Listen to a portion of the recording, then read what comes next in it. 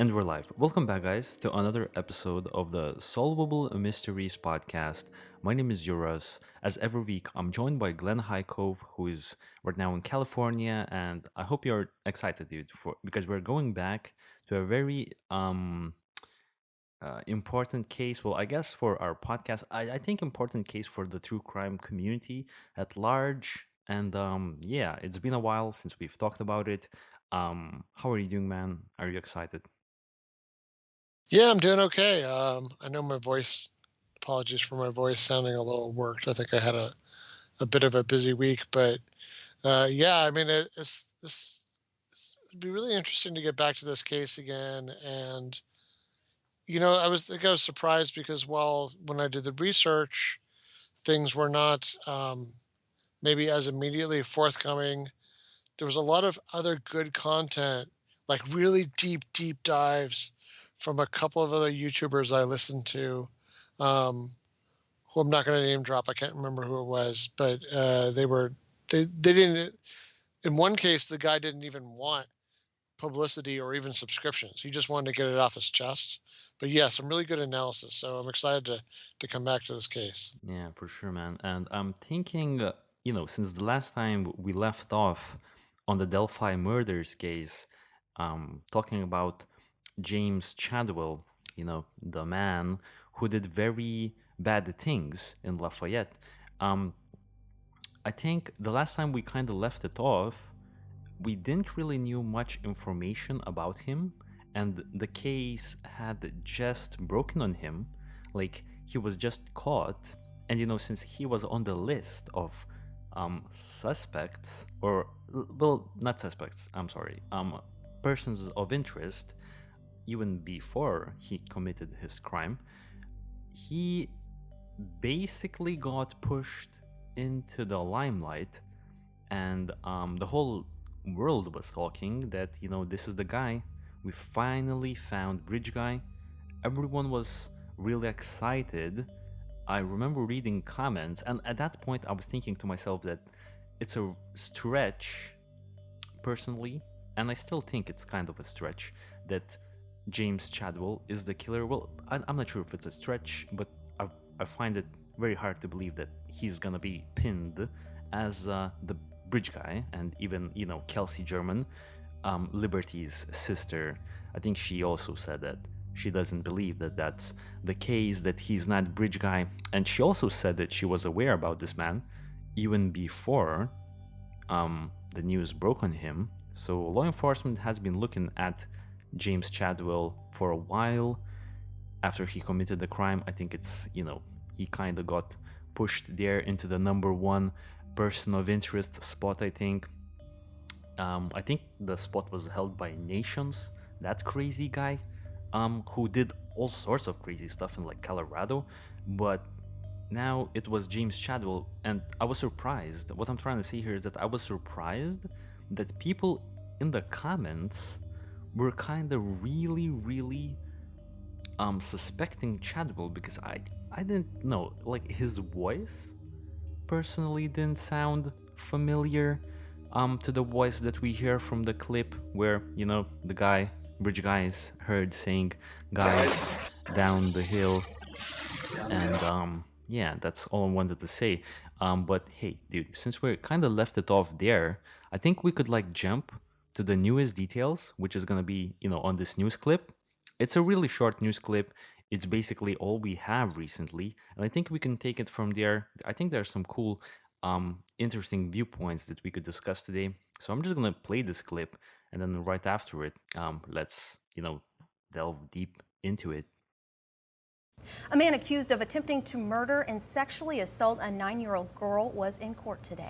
James Chadwell's attorneys want a change of venue for his trial. News 18's Meredith Hackler was in the courtroom for the hearing today. She joins us now with the latest developments in the case. Meredith? Sam, Jeff, Chadwell's attorneys claim that he won't be able to get a fair trial in Tippecanoe County due to media coverage not only locally but nationally as well.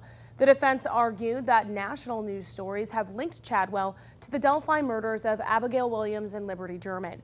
They also said that since the Carroll County Sheriff hasn't cleared Chadwell's name, it could create bias within a jury locally. They also argue that because Chadwell's entire criminal record was exposed in a news story out of South Dakota, it would be hard for him to get a fair trial. The state, who is prosecuting Chadwell, argued that since his jury trial isn't until October 19th, members who could be selected for the jury likely won't have any of the coverage fresh in their minds. The defense said if they aren't able to get a change of venue, they would like to at least have a test jury. Judge Stephen Meyer is taking the request under advisement, meaning he will decide on whether or not to grant a change of venue at a later date. Meredith Hackler, News 18. So yeah, this is the case. So dude, what do you think about the newest developments where Chadwell's attorneys are asking for a change of venue? I always kind of found it really weird how they're still trying to save this case, because in my opinion, the way I saw it going, I kind of assumed that Chadwell was getting a life, like no questions asked. But it seems like now there's gonna be some sort of a legal process happening here, and he's really gonna fight it. And what do you think is the outcome for James Chadwell? It's weird because our justice system can be really unstable in terms of outcomes for people. I mean, you could look at a case like Cosby, right, where that was. I just watched something that recapped that today, where it was pointing out how he got accused by like 30 different women or something, some huge number like that. And then, there was some kind of statute of limitations issue, but then somebody came in at like the last, somebody caught like the tail end of that window. But yeah, I mean, I guess what's frustrating for those of us that feel really strongly about justice and about, punishing the guilty, protecting the innocent, is that it is not unheard of at all for people to get off on all kinds of technicalities and rulings against evidence. And, I guess I can't really hold it against him or his attorneys, as horrible as allegedly Chadwell is, um, for saying that maybe the jury pool has potentially been tainted where he lives. I mean, the only thing is, I don't know where you could go where the jury pool wouldn't be tainted given the coverage, but presumably you might be able to go out of state. I mean, I hadn't heard about this story until you and I covered it. Now I might be in the minority of people, in terms of awareness, but I always wonder if something like this falls into the same bucket as like the Chris Kremer's Lizanne Froon case, where the people that hear about it feel really strongly, and there's a big group of people that follow it very intensely, but then there's like this whole other group of people who just have no awareness at all. So I guess from that perspective, yeah, going outside of like their county could potentially work. And like I guess for sure he should use like any excuse he can, because once they get down to the trial, that's when like he's gonna go, if he gets sentenced, that's when he's gonna go move out of the county jail and into like real state prison, Yeah. right? But I have a question immediately here, dude. So let's say he like, okay, so what is the premise here? He doesn't want the legal proceedings to happen in the county where he committed the crime, because he thinks that after kidnapping, sexually assaulting, and we all suspect potentially trying to later on kill a 9-year-old girl, people would like give him a harder sentence because they would kind of suspect on the side that he also was responsible for the Delphi murders. I think that the jury wouldn't really care. I feel like just the crime that he has committed already, unknown crime that he has committed already, I kind of assume that that's more than enough to give him a life sentence. It's kind of crazy, to be honest, but is it like a possible chance where like this guy gets to like walk out after like 10 years or something like that? Yeah, for sure. I mean, that's where it gets really Whoa. frustrating. There's been lots of famous cases like that. I mean, I'll give you a case in point. This is going back to my childhood, but one of the people who was running for president, Dukakis, there was a famous like commercial that the Bush's side did, Bush Senior, um, and it had to do with like these. There were like these day passes that convicted killers would get, and rapists and things like that, for good behavior. So that's the problem. Is it's like once you put somebody in jail or in prison, they often try to give them incentives, because if somebody doesn't have any incentive to behave, Hmm. then it gets more and more expensive, and they can be more and more destructive to the point of like assaulting or killing other prisoners or the staff that work there. So they always try to find these little like carrots to dangle in front of them. Well, what's the carrot for like a killer or a rapist who's facing 20 years in jail? Well, crazy enough, I mean, and even I think you were seeing this with the guy who tried to kill President Reagan. Now he went into like a mental home, but still, I mean, it was someone who was dangerous. Um, they would get like these passes to leave. So what happened was this guy, the Dukakis as governor had, I think, instituted this program when he was governor of this state, the state he was governor of. I can't remember what state it was. And the guy got out. The guy's name was like Willie Horton. The guy got out of jail. The guy was on a day pass, and he like killed some people, I believe. I'm probably not getting it exactly right, but it was something like as serious as that. This is the guy that's supposed to be in jail. And meanwhile, there are people that get less jail time. I'm talking about less than 10 years, sometimes less than 5 years, for doing things that take other people's lives than someone who moved like a, a, a certain amount of marijuana across a state line or an Yeah, international well, border. I mean, that's kind of crazy, right? Like, you think about that. There's people that are in jail 20, 30 years for, who never did a violent crime, who moved, let's say, a couple bales of marijuana in a boat or a plane across the state line or an international border, and then you have them in jail with like, you know, rapists and kidnappers and murderers. And it's like, yeah, meanwhile that person that did the drug crime, true enough, they did help enrich, let's say, a drug cartel potentially, right? And yeah, that's, yeah, so I'm not being naive about some of the, let's say, the downstream effects, financially, but, yeah. that person, right? That person didn't do that. So no, I mean, between that and these weird technicalities, um, I think this guy's doing like the normal playbook for someone who's facing the kind of real jail time he is, because the more he can waste time and the more he can play these games, well, he stays out of like prison Yeah. longer. He's still in jail. But then, things can happen. Like, I mean, witnesses can die, get sick, decide not to testify, change their mind about things. Um, Laws can change. Policies can change. That's especially let's look. I mean, without getting political, let's look at what's happened the past 2 years, with sort of at least the people talking the talk. So in some cases they changed their mind, but there was a lot of like, there was a lot of hoopla about police reform last year. Of course, crime shot up massively this year, so a lot of that got clawed back.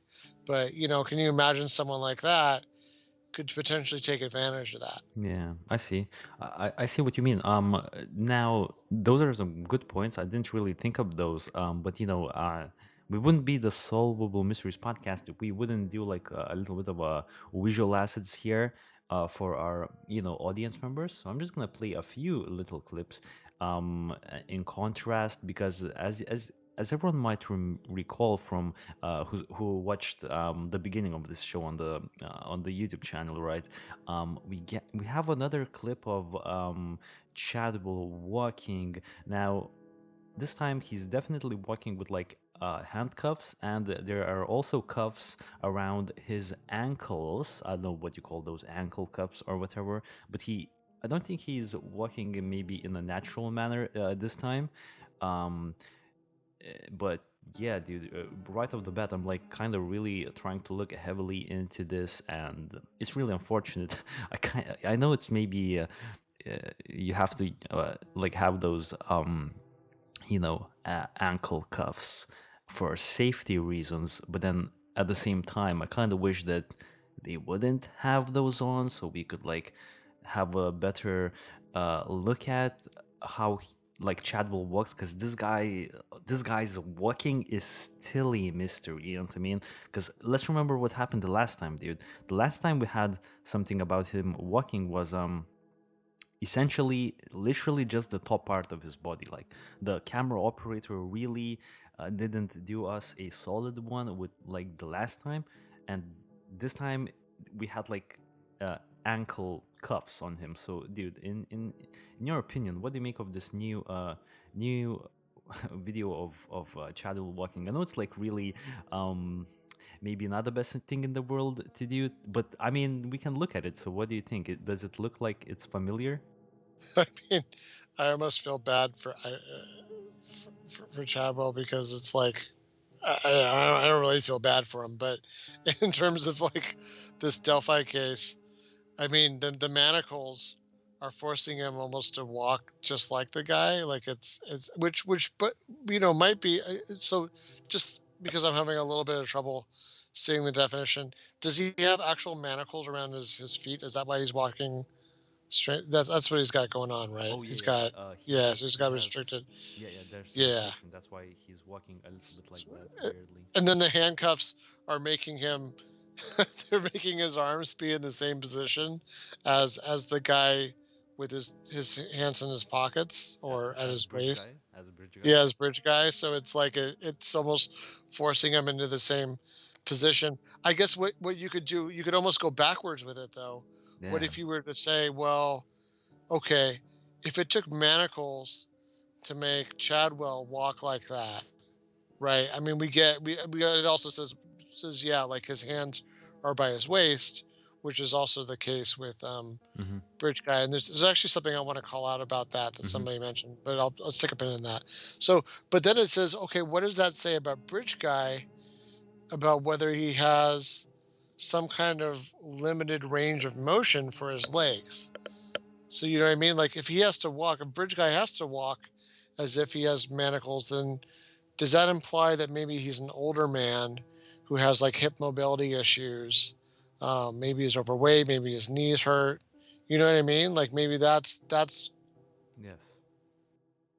Also the yeah. fact that the Delphi bridge, like the bridge that the bridge guy was walking across, it's not the safest place in the world. It's Yeah. you have to really watch where you step. So that's the other thing that somebody called out just while we're looking at this clip anyway. So, this was one dude had some really good insights, and he was saying, it's almost strange that he has his hands like either in his waist or in his pockets while he's walking across this thing, because it's like it's kind of a scary walk, right? It's 60 something feet up in the air. It's kind of rickety. It sways in the wind, right?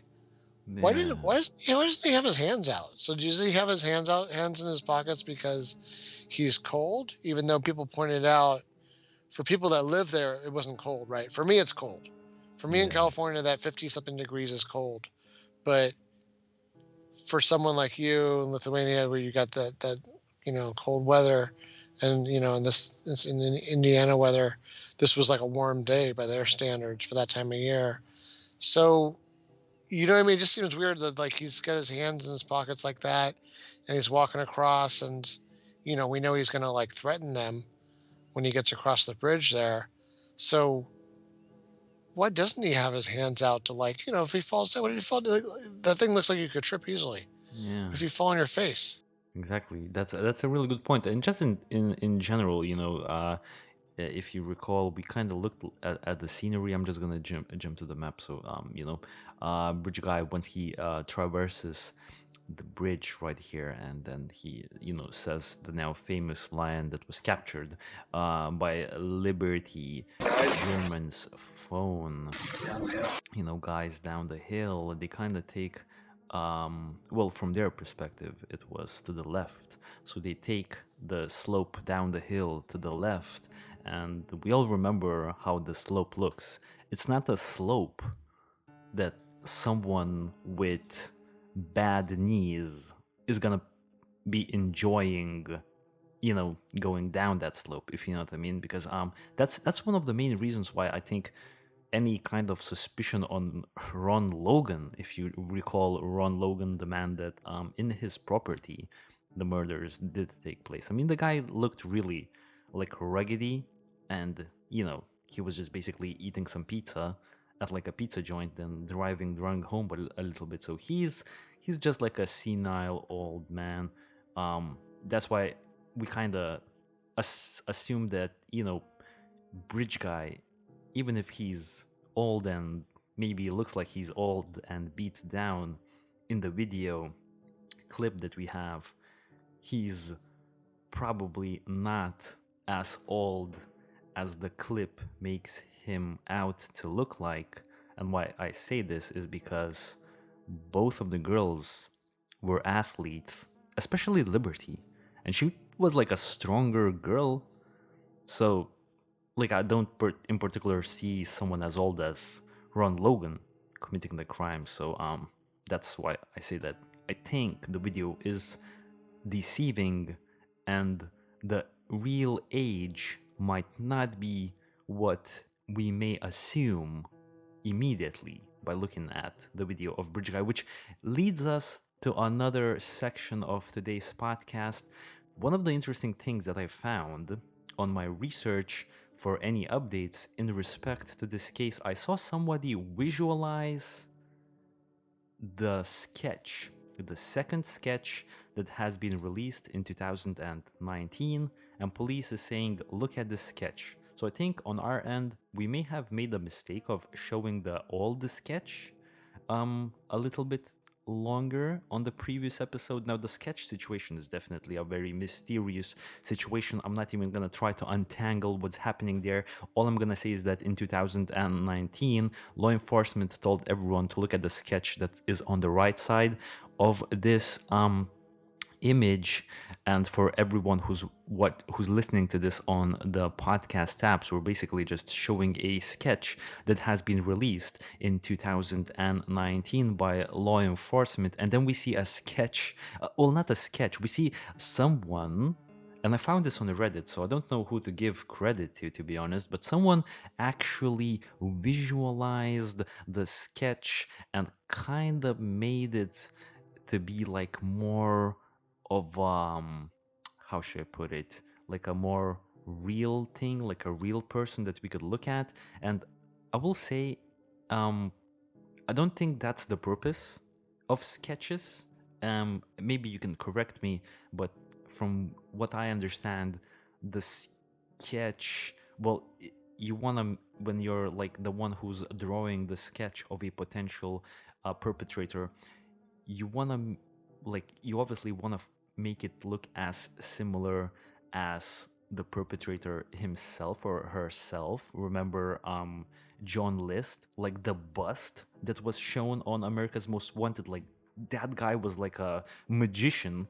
So you kind of want to have that success, but then at the same time, if you don't know the full exact details of how the perpetrator looks, and if it's even a perpetrator that you're drawing a sketch of, because I think that's what's happening in this case. I think the sketch was drawn of a man that was heavily suspected to be Bridge Guy, but it was not ever a fact that that was Bridge Guy. It wasn't like someone actually witnessed the crime. It was only, I believe, a girl who saw Bridge Guy earlier on in the day entering the Delphi trails, historical trails, from Freedom Bridge way on the northern side of the trails. And I think that was the reason why the sketch was made of that man. We don't know if that's even the man. We don't know if that's even our guy. So at the same time, you don't want to draw it out to be exactly like the guy.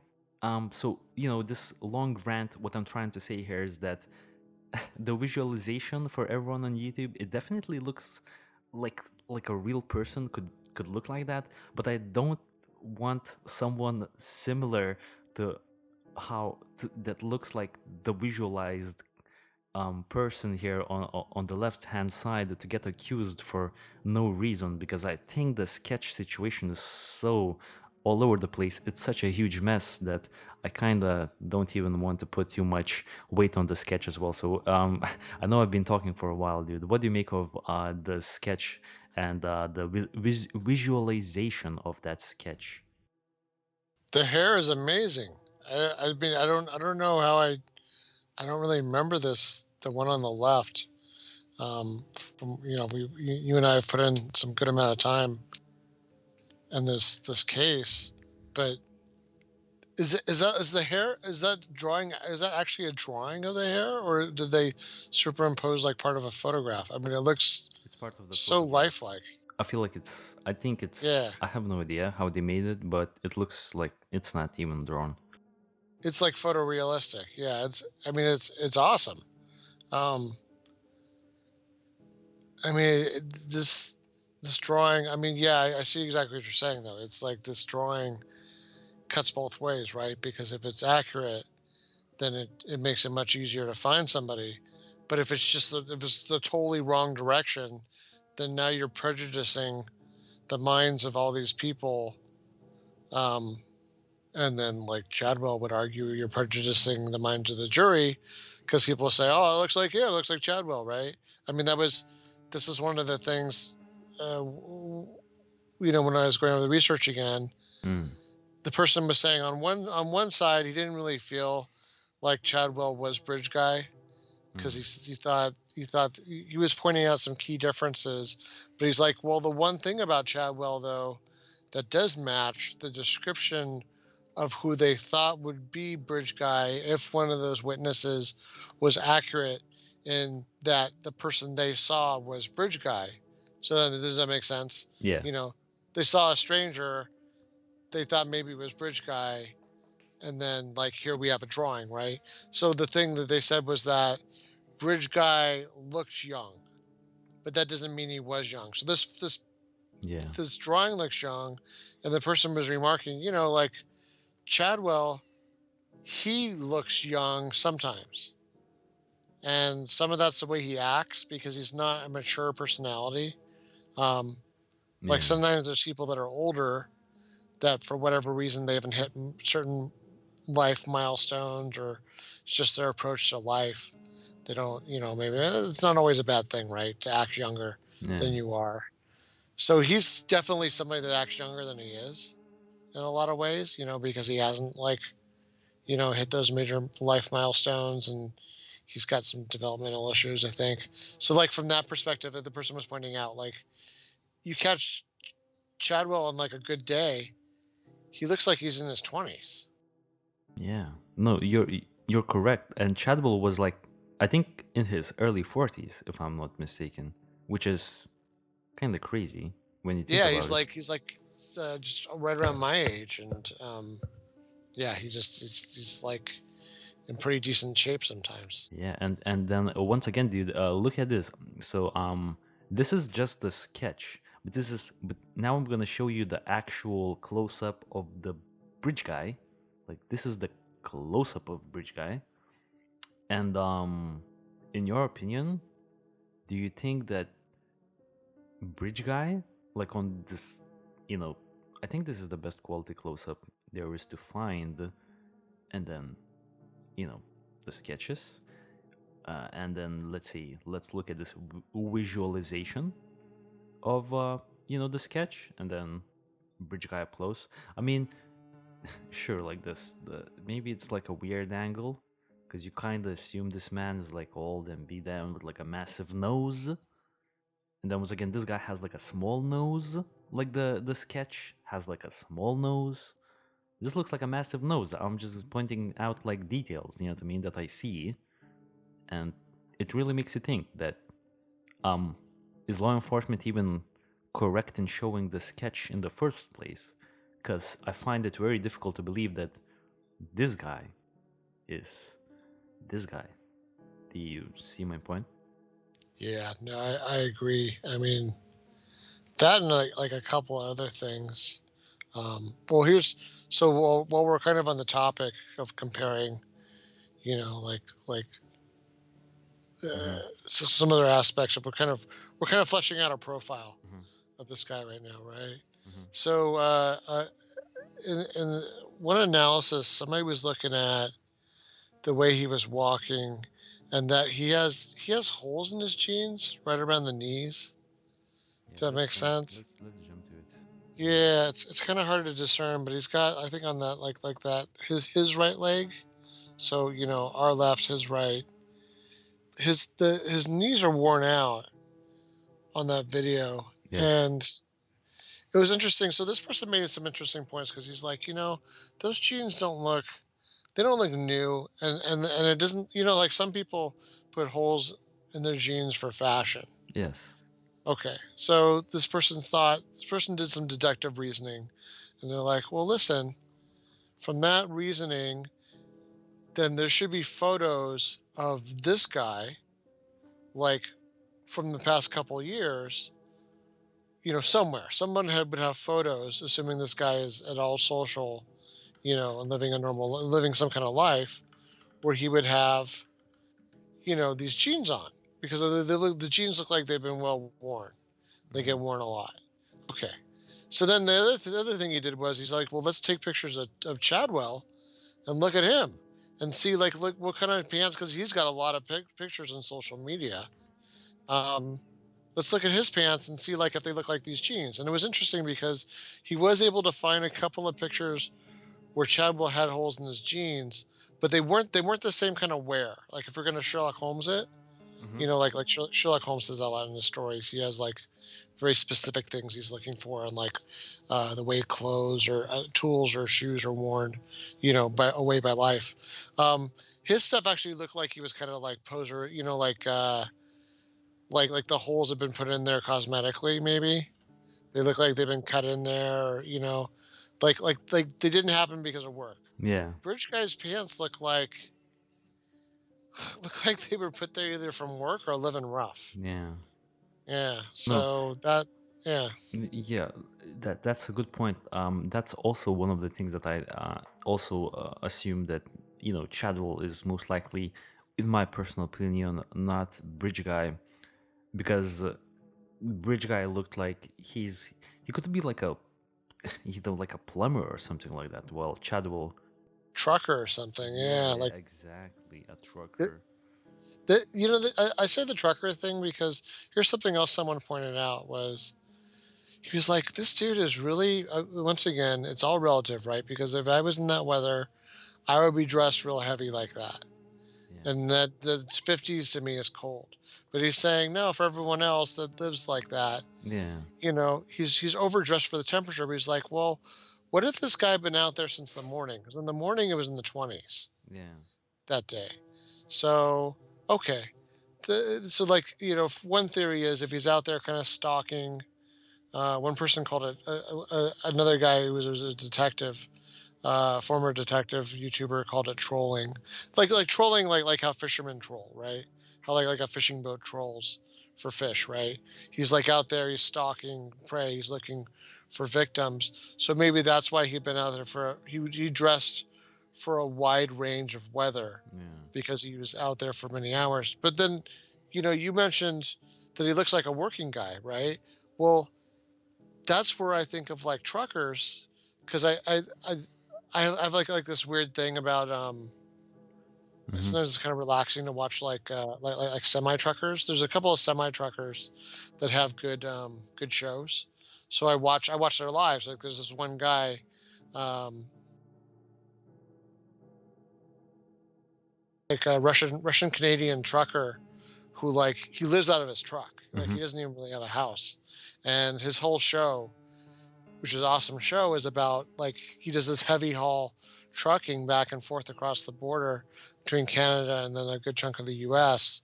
And, like, dude, that guy's busy. Like, when you know what I mean? He's always out there, like, lashing down chains, getting muddy, getting like I could see how somebody like him could definitely, like, first of all, he for sure needs all that kind of clothes, Yes. because half the year he's in like snow and ice and stuff, right? Especially in Canada.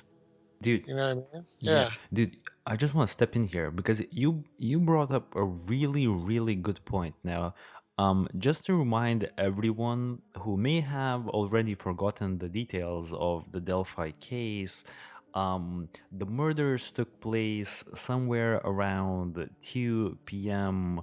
on a Monday. Okay, so it's happening in 2017, February 13th.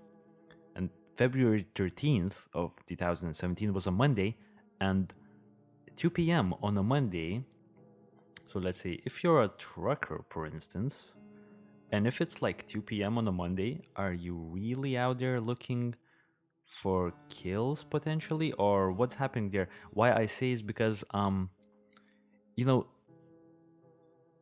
the trail and basically the place where, by the way, for everyone who may be listening to this case for the very first time, and I think there's some people like this, this is Freedom Bridge right here, and this is where the person that we see in the sketch was witnessed. Well, I'm not really sure because there have been two sketches. I'm not really sure if the first released sketch represents the person of interest, or let's say the suspect seen on Freedom Bridge, this bridge right there, or the second released sketch represents that man.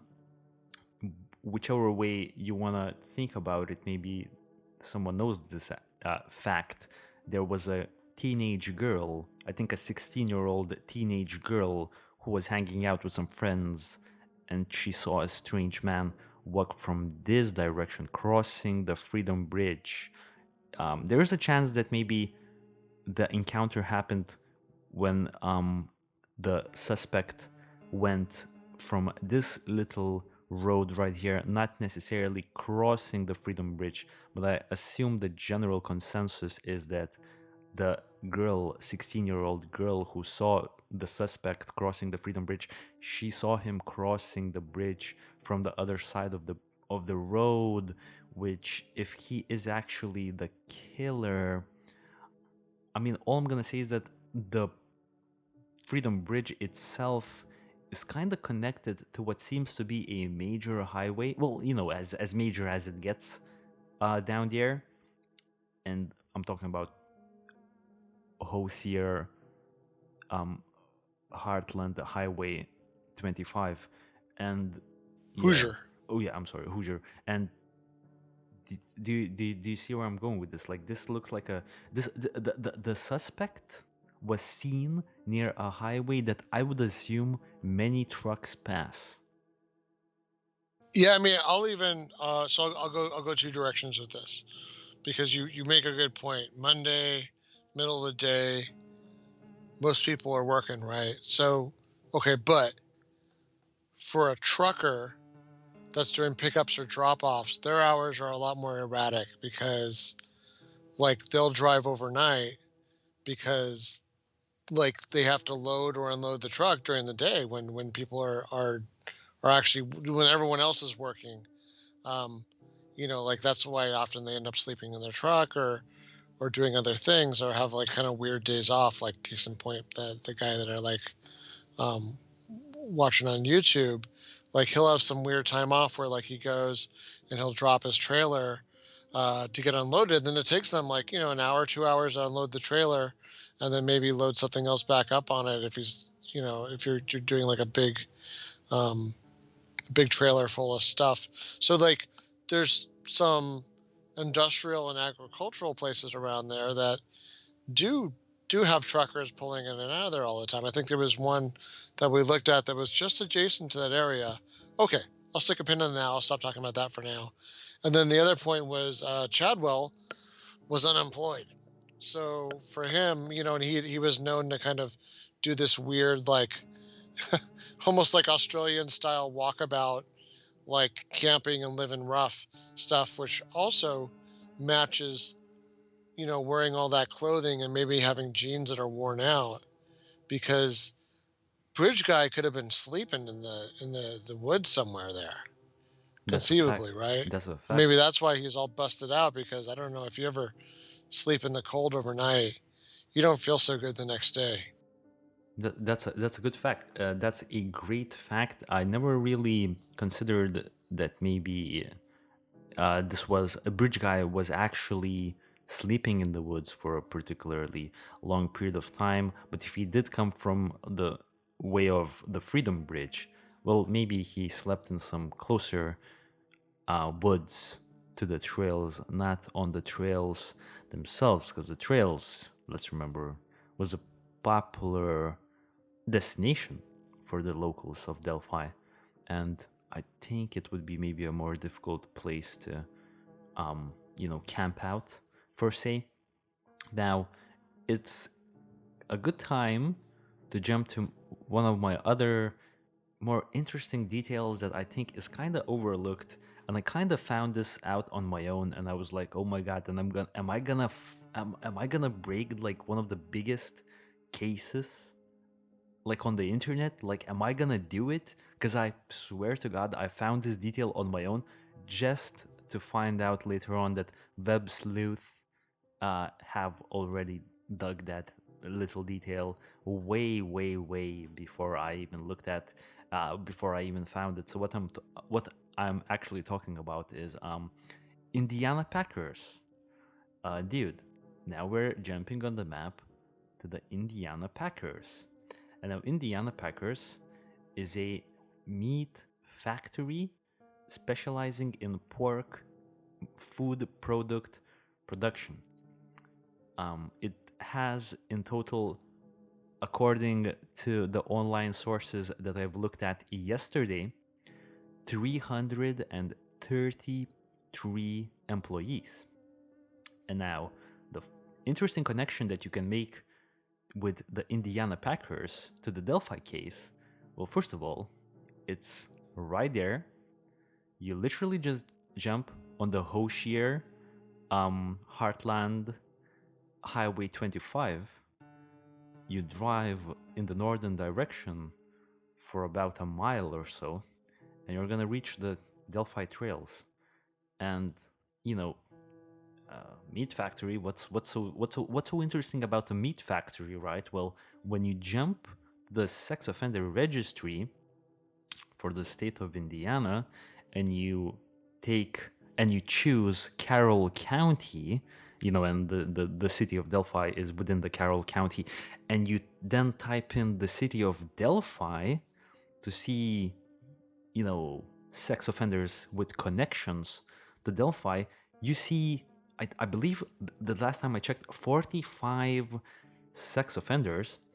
And why this is interesting is that most of those sex offenders that have a connection to Delphi, they don't really have a connection in the sense that they live in Delphi, but they all work in Delphi. And I'm not like joking around. Like, you literally will go through their profiles. You will there's another tab on the sex offender registry called other known addresses, because at first they show their home address, but there's a different tab that when you press, you will see like their other known addresses, which holds a section called work location or something along those lines. And literally they all almost, I will say, I think I went through like most of them, and literally only a handful out of the 45 were not working at Indiana Packers. And this is kind of interesting because let's say a good like 35 or like 36 sex offenders work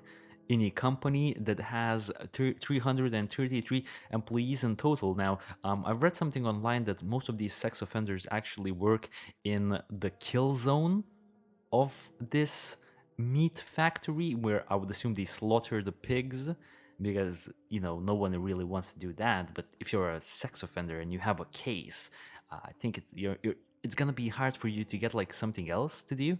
So I think the Packers were like, yeah, we need some people in the kill zone. These people are like degenerates, and it's good enough for us. You know what I mean? So what is your take on the Indiana Packers and the potential theory that someone from Indiana Packers, it was a Monday shift. Now let's remember that I don't know the exact shifts on the Indiana Packers corporation, right? Maybe it's a situation where someone's actually getting off from work at like 2 or like 1 p.m. You know what I mean? Because in these meat factories, I would assume they kind of, well, not all of them, but some of the meat factories, or factories in total, I think they kind of work overnight. You know what I mean? Because like the production never stops. That's the most profitable way to operate like a big factory like this. And well, maybe the meat industry is different, but whatever. And maybe someone is actually getting off from work at like 12 after doing like a 12-hour shift or something, if that makes any sense. So what do you think of this theory that someone potentially ending their shift at like 12 or something? They're a sex offender, you know, they drive, they're like after work thinking, I'll just go for a walk on the trails, because you know it's a thing to do. Like if I go to Delphi, I'm walking on the trails because the trails look really like amazing, to be honest. So they walk on the trail and they see two girls in the distance, and their urges kick in, and you know, they maybe intend to commit, I don't know, like a crime with like that is like sexual in nature, like sexual assault. Then it turns into something more. I don't know, like from the some reports stated that Liberty had very severe injuries around her neck. There's like a big blade that needs to be used. And when you work in the kill zone at a pork factory, you would use a big uh like blade, I would assume, or I have no idea how they work, to be honest. But you know, just me like throwing out some wild speculations. I kind of, every time I look at the map now, I cannot not look at the Indiana Packers factory, and that's why I just wanted to go back to this one more time. And I don't think I ever discussed this with you. So what is your thought on that whole theory? Yeah, it's interesting because I'll even add on that a lot of those meat packing plants, just from necessity, have pretty robust refrigeration units, right? Because once you basically take apart the animal into the parts that you're going to sell, you've got to refrigerate it, and that's what all those trucks are coming for. So if it's not one of those truckers who, you know, there you have a lot of transient traffic coming in and out, of truckers that need to have the refrigerated trucks loaded full of, you know, parts of animals. That is interesting because that would be somebody that would be just from their profession used to, I mean, they have to do violence. Some of them have to do violence as a profession. Now, some good amount of the jobs there, they have power tools, essentially. By power tools, I mean like tools that are hooked up to electricity that do some of the killing. And that, I mean, you know, apologies to anybody that doesn't really want to hear um, the the sort of the real side of slaughterhouses and meat plants. You know, I'll try to not get too graphic, but you know, the animal comes in one end alive and goes out the other end in different pieces that get sold out. And in the middle, there's a part where they kill the animal. Sometimes they have kind of easy and fast ways to do it where the animal doesn't do it, doesn't know.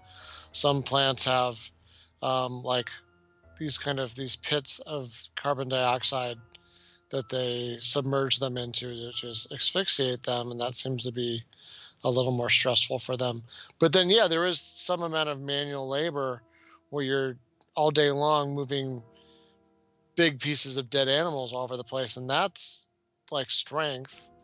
But then that's also like wear and tear in your joints. So I mean, I know I'm kind of lingering on this point a lot, but something about the way the guy walks makes me think he's not like makes you think his joints hurt him, you know? And whether that's from being working in refrigeration all day or repetitive motion, or, you know, like you said, he could be a plumber. He could be installing carpets all day. I Yeah. heard if you install carpets, that really wrecks your knees.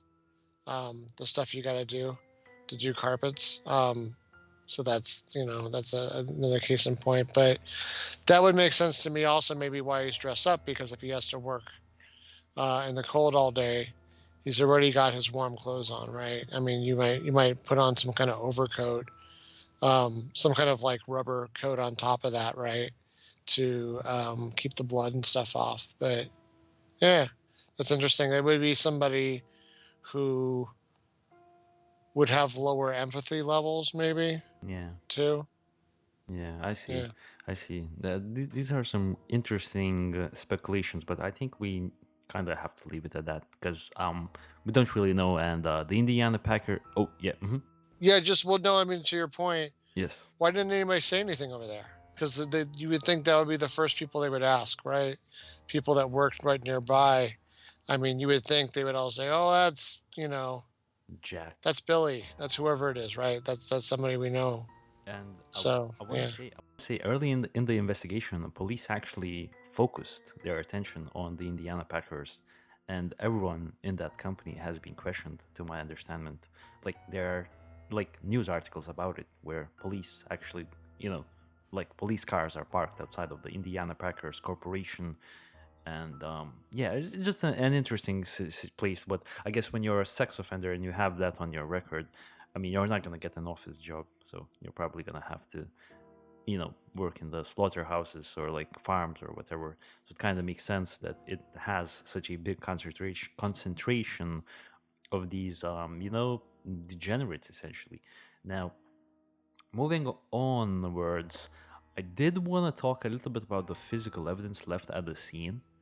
And I want to bring out a few points that I kind of talked about on my own take on this case. If long-time listeners of our podcast may remember, I did like a really long thing on the Delphi case. It's like in total like over 6 hours, I think. And I do have the notes, and I didn't want to bring the notes back out, but I did see that the research I've done there was quite extensive. And I want to kind of touch upon the physical evidence because, left at the scene. Because all of these other details, like the timeline, everything's kind of choppy, and I think we don't really get anything out of it. But I think we can talk about like the physical evidence at the scene. So, a big so I'm just gonna read out my notes. So, a big complication of the investigation is that because the trail area was being used as if it was a public space, the evidence collected could easily be unrelated to the case, right? That was one of the big compilations I recall researching about that. People were traversing that area, and this is very important because actually a lot of the physical evidence left at the scene, there's a high chance it's completely unrelated to the murder themselves. So I wouldn't necessarily attribute things found alongside the route that the girls and the bridge guy took to the kill, the area where the girls were murdered, like the things left around that area, like on the just in like the really really close by vicinity of the kill. The things that were found in that vicinity could be attributed to the actual murder, because there were like weird things found all over the place. Do you recall hearing about like the cigarette butt that was found somewhere? Yeah, so this was the former detective who had followed this case. Not a detective that was, part of this county, but just somebody who, found this case of interest. He said there was two interesting alleged recorded police scanner recordings Yes.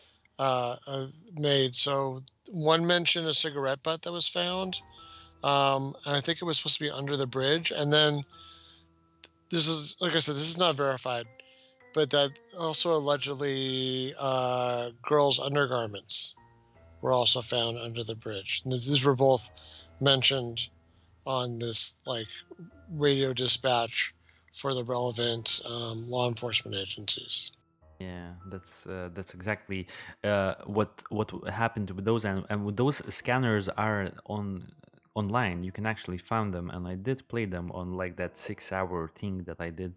Um, Also, let's remember that Kelsey German, Liberty's sister, uh, described being under the bridge and being called out to by a group searching. Um, let's remember that fact because Liberty's sister Kelsey German was actually participating in the search as the bodies were located.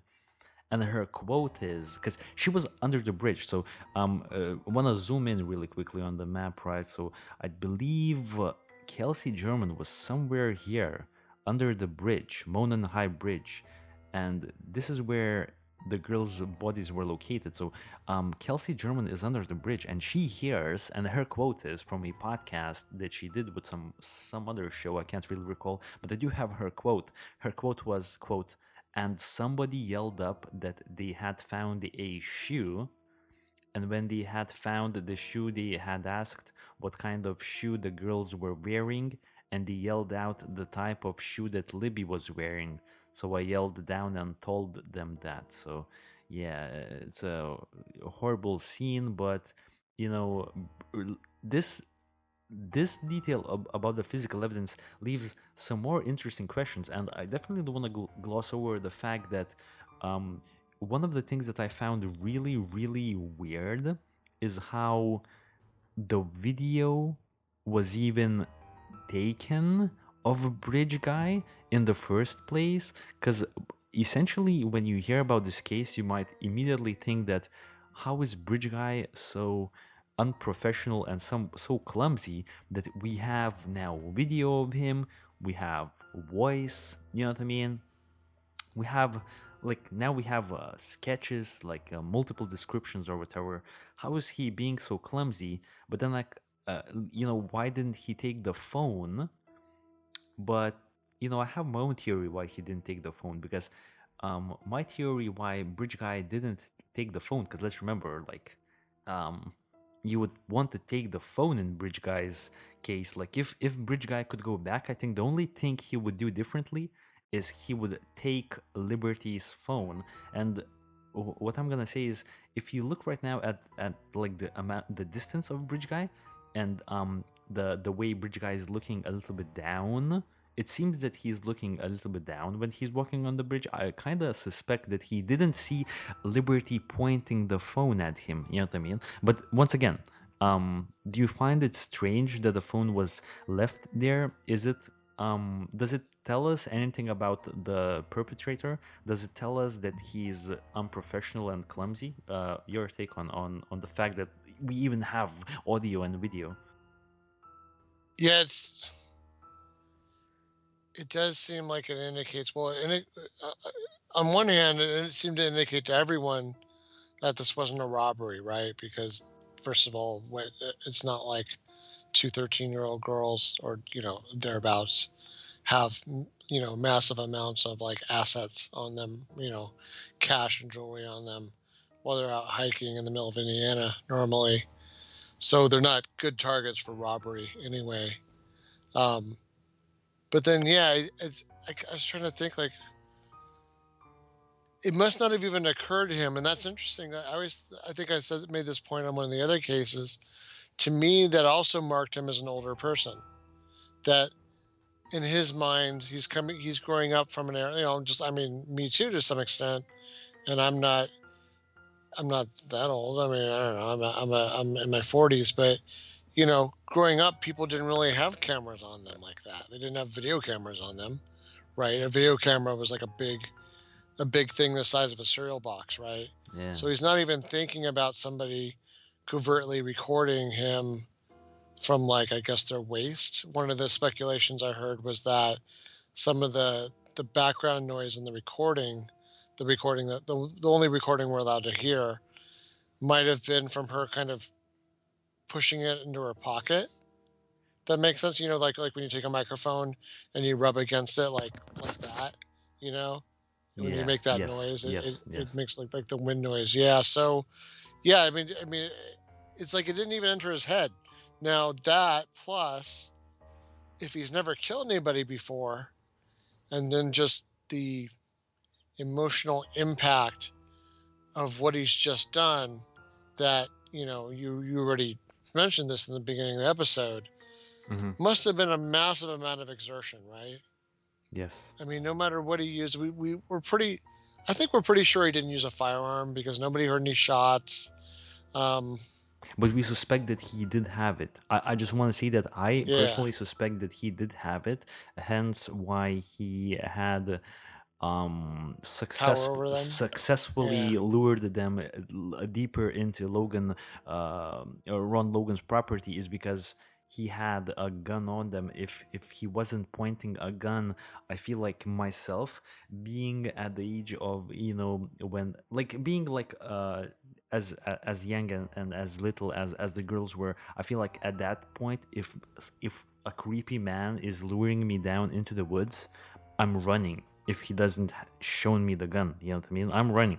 So I think we could suspect that he had a gun, and that was one of the reasons why we kind of heavily speculated that on the video that we're seeing on Bridge High, that he does have a bulge. Let's remember that he does have a bulge. There is like some sort of a something that looks like a fanny pack right there on his waist. I'm not sure if that's like a shirt or like a hoodie, but that looks like a fanny pack. So he could have kept it in a fanny pack, and yeah, a fanny pack, a gun in so we know that he most likely had a gun, and highly likely he had a gun, and he also had a fanny pack, it seems like. So once again, what kind of a profession would allow someone on a Monday to stroll around with a fanny pack and a potential gun? It's once again something we have to think about.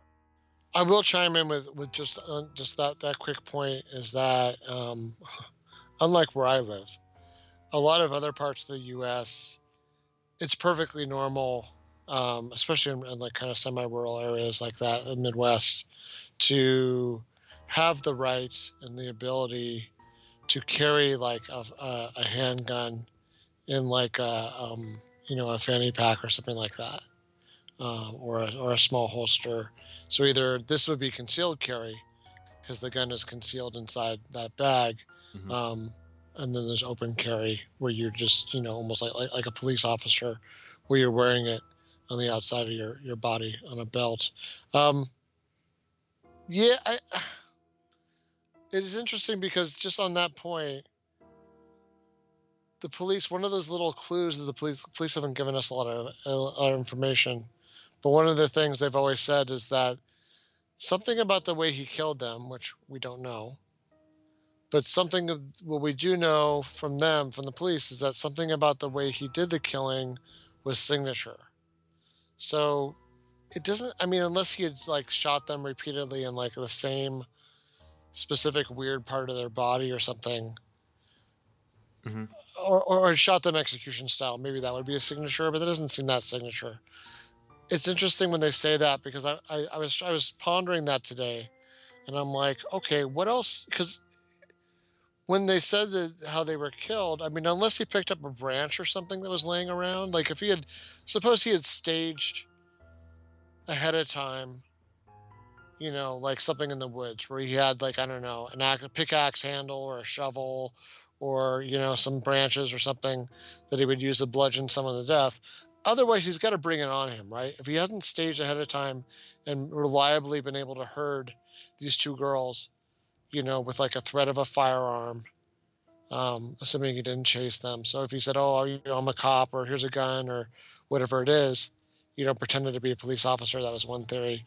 Okay, so then he's got to have something on him. So I was like, what could he have that he would be able to kill two people reliably, other than a knife, right? But a knife is going to get blood all over you too. So I was like, could he have a hammer? Could it be a screwdriver? Um, Yeah. yeah. What else? I mean, what else? What else would be signature? Yeah, that's a good point. I didn't really even think about it. Now, a little bit more information about the condition of the bodies and the scene itself that I managed to uncover when I did my in-depth research. A good like half a year ago, I would assume. Now I have the notes. So the exact body disposal location has never been released by law enforcement. So let's remember, we only have like the general area, and I think we know the general area because like the duct tapes were all over the place, like in the general area where you weren't supposed to walk because it's a murder scene. Law enforcement has said that the disposal site was 0.5 miles from the end of the bridge and across Deer Creek. The autopsies are completely sealed, as this is an active investigation. There are theories online that the girls have been posed as the crime scene, at the crime scene. I couldn't seem to figure out the credibility of these claims. I see that I left that note. Let's see here. Washington State's Attorney General posted stats from 1982 to 2002 and found that 1.3% of victims are left in an unusual position, with 0.3% being posed and 0.1% being staged. Don't really know why I left that point. Maybe just to illustrate that it's a really rare occurrence to be posed, and I don't even want to speculate in that. Just like the wild speculation that I really want to avoid going down there. We also had David Erskine, who is apparently Abigail Williams' uncle, who was apparently one of the people during the search who had witnessed the bodies, and he said that they were like that Liberty's body was almost decapitated. That's what he said in texts, and later verified that he did in fact send those texts. And the most important detail regarding this is DNA, obviously, and law enforcement has recovered DNA from the crime scene. Whether law enforcement is sure the DNA they have is definitely of the offender, this is unknown. The quality of the DNA collected is unknown. On August 14, 2017, Indiana State Police First Sergeant Jerry Holman has confirmed that law enforcement does in fact have DNA evidence. His quote, "At every crime scene you are going to have DNA. We are still working on identifying all of the DNA that we have there," end quote. And this was in 2017. So now it's 2021. So they probably have definitely worked the DNA as best as they can. Now it's only a matter of connecting the DNA, if they even have DNA, of the perpetrator. Last points I have here is that there are some theories that the crime scene was clean. I don't want to speculate too much regarding that, since there are many details that don't add up regarding the crime scene, such as Liberty's clothing being in the creek, Liberty's Nike shoe apparently being on the other side of the creek from where the girls were found, and also conflicting statements from David Erskine's texts regarding Abigail's body being posed, but also him stating that she tried to crawl away and survive the initial attack. Because he said in one of his texts, if I recall correctly, that David Erskine's quote was, "She fought like hell." How do you know that she fought like hell? You know what I mean? How do you know that? So given all of this, like regarding the DNA, I guess, the most relevant question here is, what do you think the law enforcement has in terms of DNA? Now, we don't know, and we can only speculate, but one of the tools that could help us to speculate is that it's been, 40 years now, and we still don't have, like, the perpetrator. But I think if they had the DNA, and if the perpetrator was in some sort of a DNA database, then the case would have been closed by now. You know what I mean? You would hope so. I mean, especially in this day and age when you can get so close. When of course, I guess what was frustrating is, do you remember? I mean, this is going way back now, but when we talked about the Golden State Killer, and he was just kind of the first of several now. They've solved a whole bunch of cold cases where things that happened like decades ago. They had DNA left over, and when fortunately the DNA wasn't evidence wasn't destroyed, which happened in some cases with the Golden State Killer, and in other cases it was just barely saved. Somebody had enough foresight to save the evidence. Okay, so then there's like this whole other bunch of work you need to do, but some of it's controversial because it has to do with tapping into these databases like 23andMe. You do that kind of DNA triangulation where even if the person never, let's say, even if the person never went to jail during the period when they were connecting DNA samples from prisoners, and putting them in the database. And by the way, that takes paperwork too, right? So it's no good if the sample just sits there and never gets processed. So there's always like backlogs on things like rape kits and stuff like that, where things don't get processed. So it's like you can't solve the case because people didn't actually do the work. But then you have people fighting the DNA evidence. I guess I'm getting a slightly more maybe political than our non-political show gets, but I get really frustrated by that because I don't really value protecting like somebody that should be convicted, right?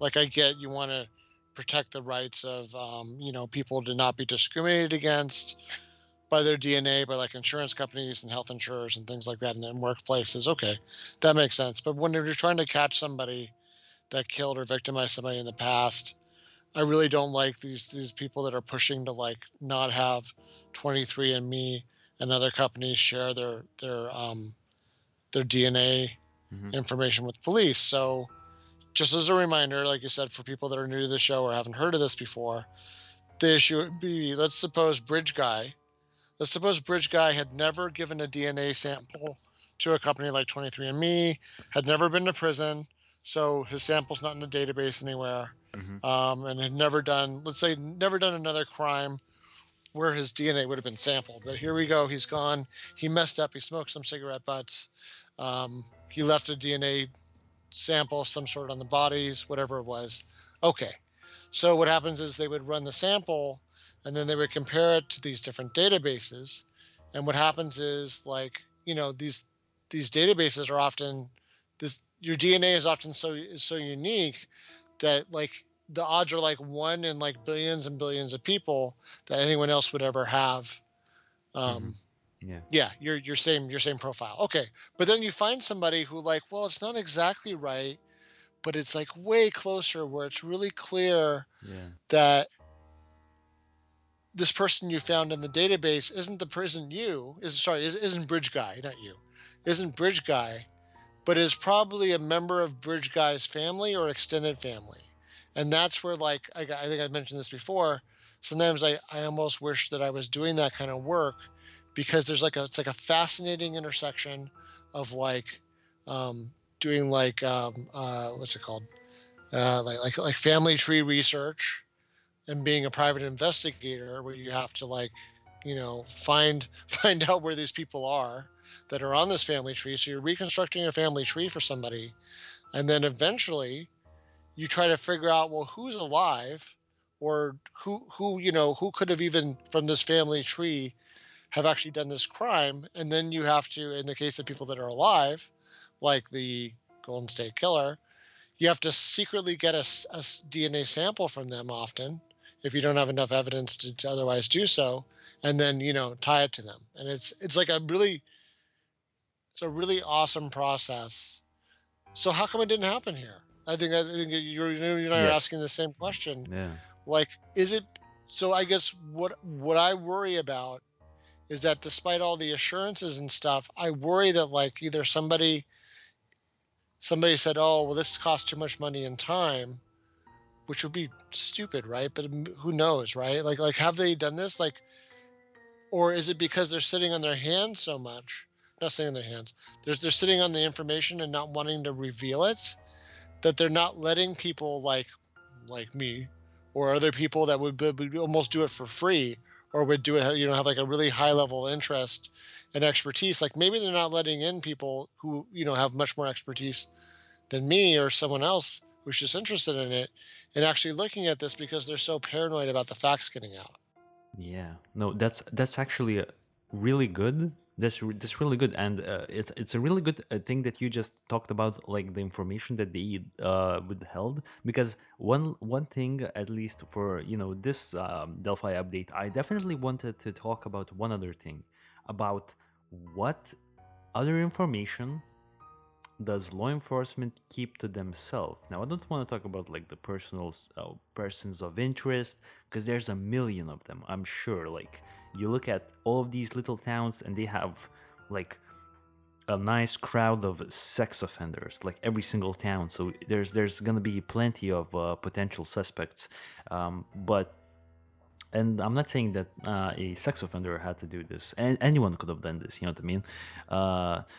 Now, what I'm gonna say is, I do still want to talk about what law enforcement is keeping to themselves in respect to the video and audio assets that we now have publicly from Liberty German's phone.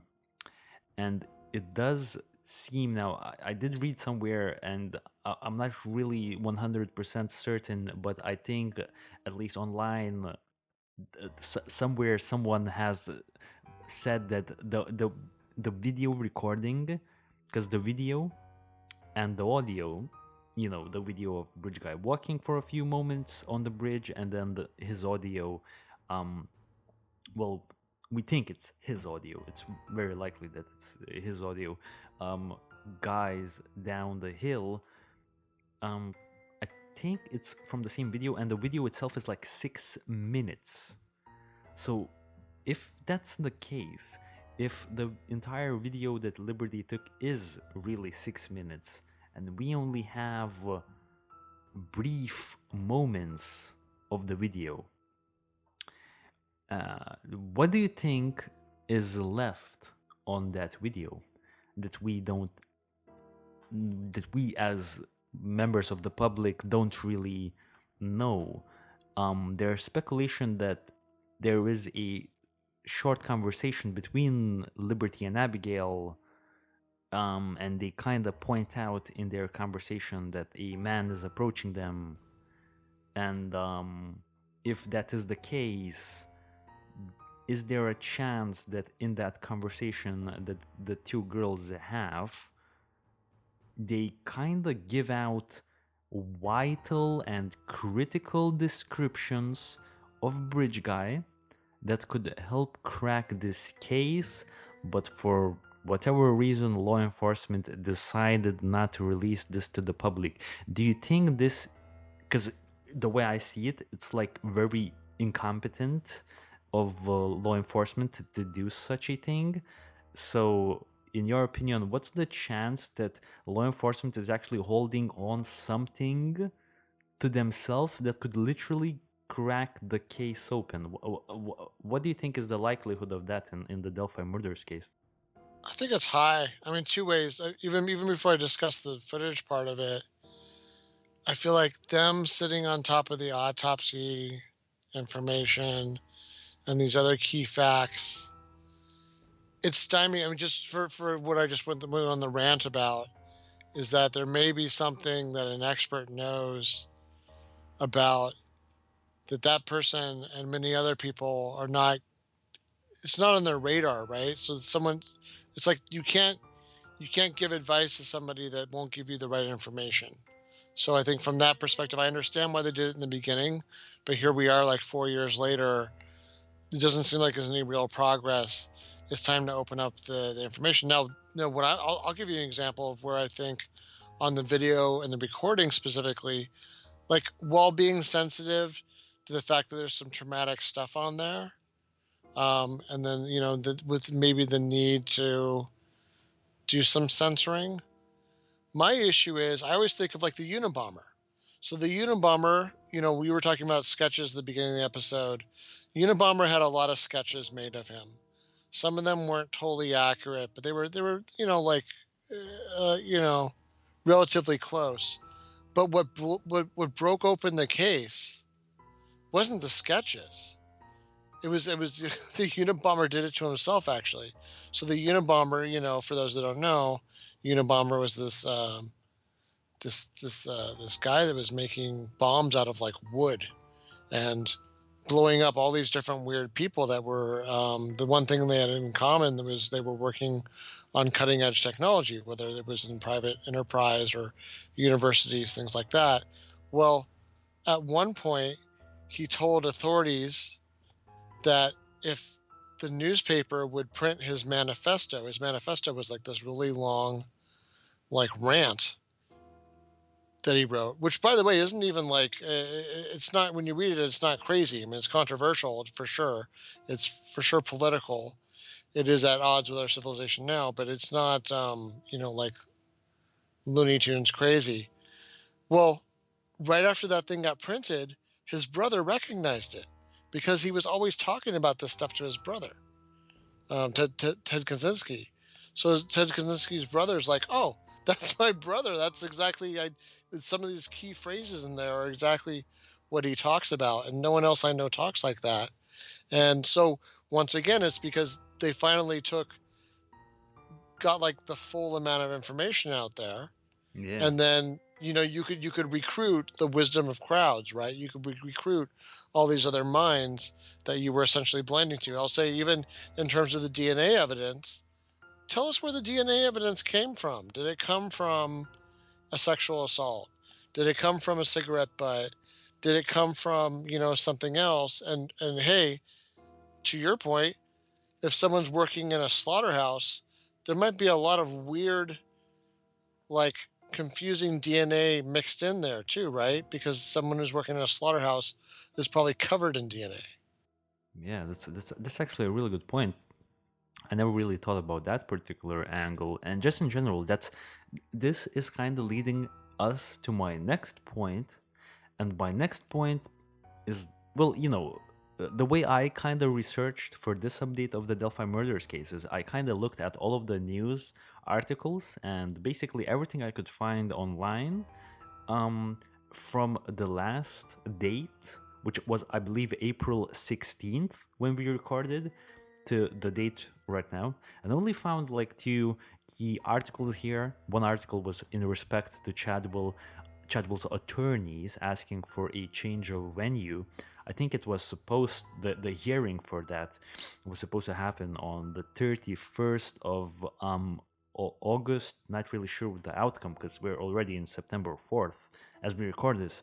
But the other article was that Delphi murder investigators impose information blackout on possible suspects. So Carroll County imposed a total blackout on releasing any information about possible persons of interest in the investigation into, the February 13th, 2017 killings of teenagers Libby German and Abigail Williams.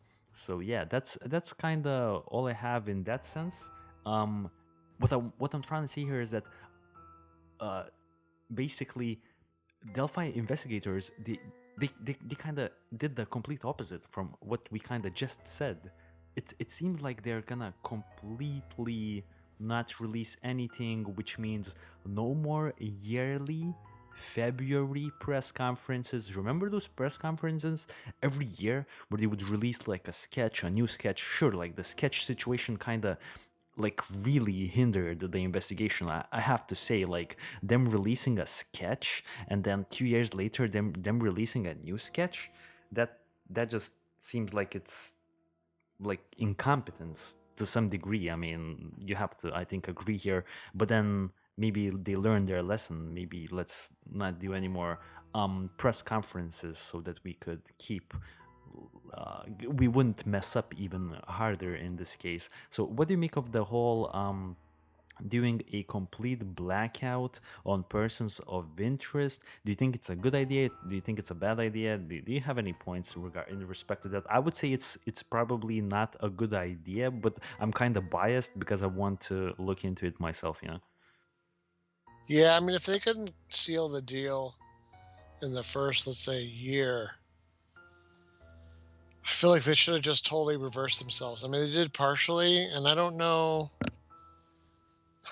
I don't think this should be up to the family, because justice, as much as you want to protect the sentiments of the family and their feelings and some amount of privacy, justice is in the public interest. So someone that does something like this to their daughters can do something like this to someone else in the future.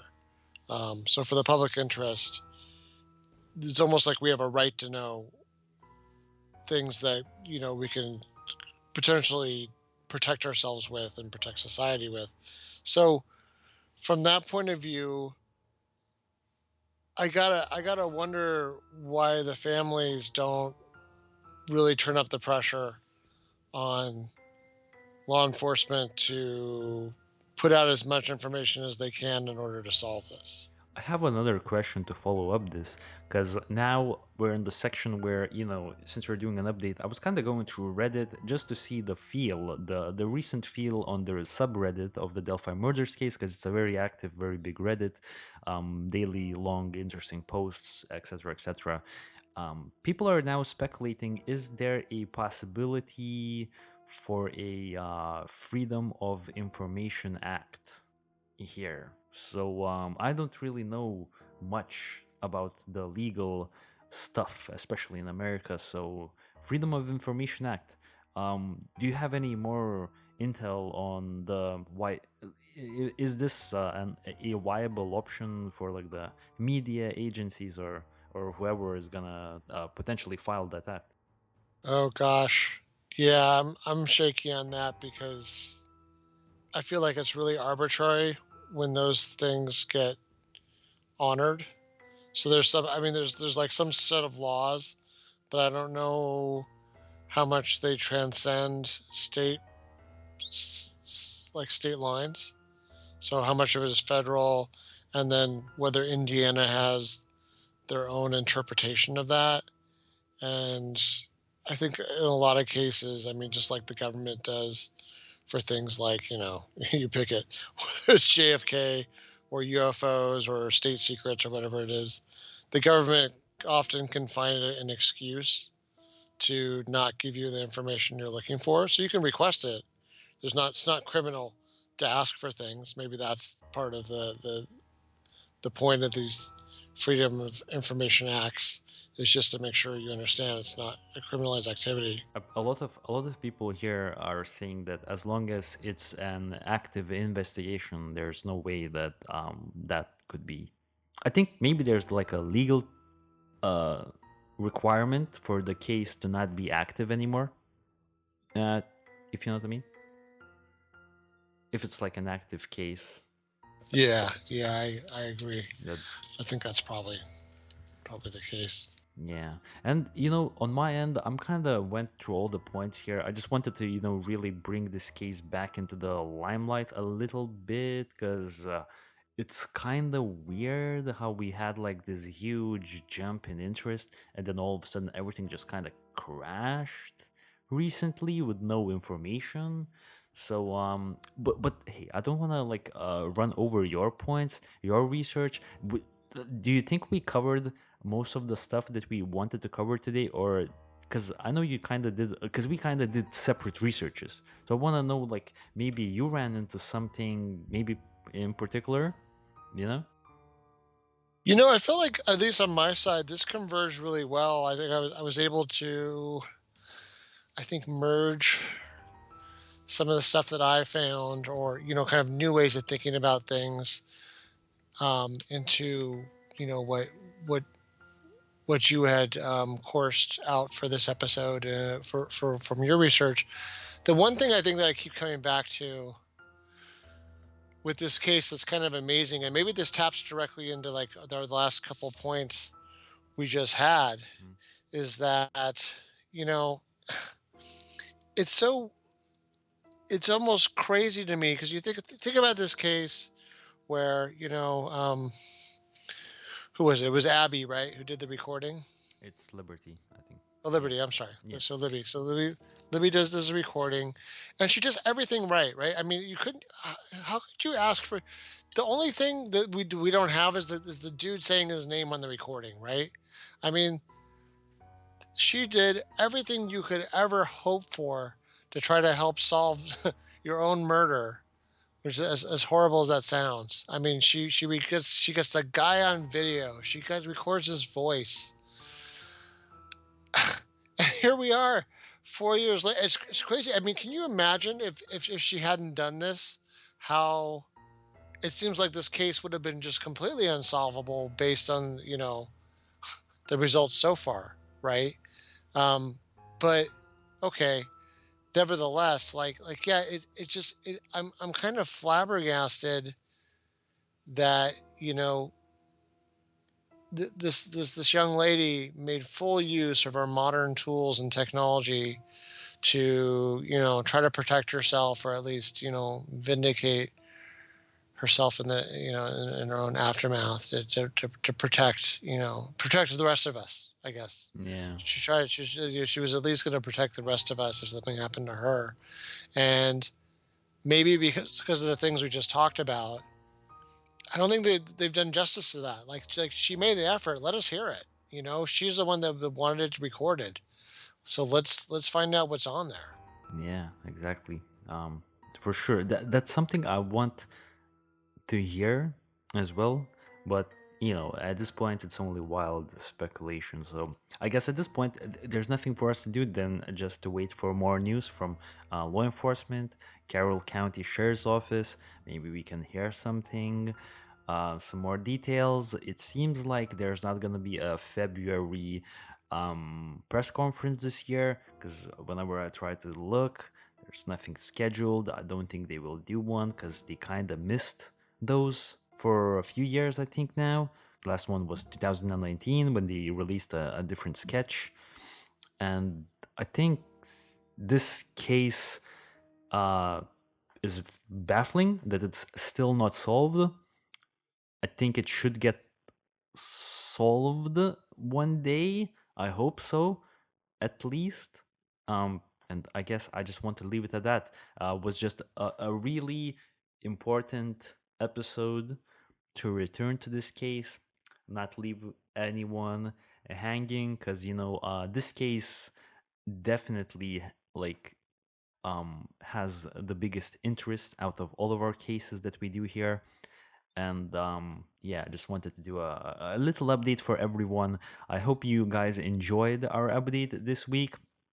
Maybe we kind of gave you different viewpoints to look at this case, and just in general, it's good to bring this case back out, because for me it seemed like it was kind of dying out a little bit. So yeah, we're just gonna we decided to bring it out next week. We're kind of gonna definitely do something else once again. But yeah, dude, before we sign out, anything else you wanna mention regarding what we did today, and just in general, whatever you wanna say to the audience? I mean, I really look forward to feedback on this because, even though news-wise it was hard to find updates, I feel like let's say I guess the internet sphere, the blog sphere, a lot of people had a lot of good additional thoughts about this, and kind of different little levels of analyses that I don't really remember us hearing as much of. Even even though we've covered this relatively recently a couple times, I'm glad we were able to circle back and just find out what happened with this Daybell guy, what's going on. Has there been anything more? And the answer is, well, with him, no, other than him, playing the legal game. But the clock's still ticking on this case, and yeah, I mean, I'm starting to lose patience with. I feel like we're outside of that period of mourning, and now these young ladies would be almost adults now. Yes. Maybe it's time for us to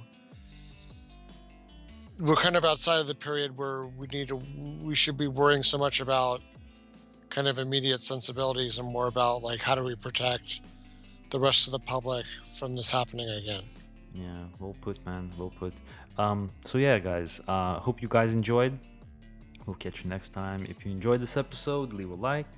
Maybe subscribe to the YouTube channel. A rating on the apps is always really appreciated. And we'll catch you next week with something different, something interesting and new, presumably, because yeah, we definitely want to tackle some new cases, maybe some other cases that can have more movement, because this case so far it doesn't have a lot of movement, but we'll see if there's any more news regarding the Delphi case. We'll definitely come back here. We're going to be talking about it, but for now we're going to leave it at that. I hope everyone enjoyed, and we'll catch you on the next week's episode, guys. Stay safe and peace out.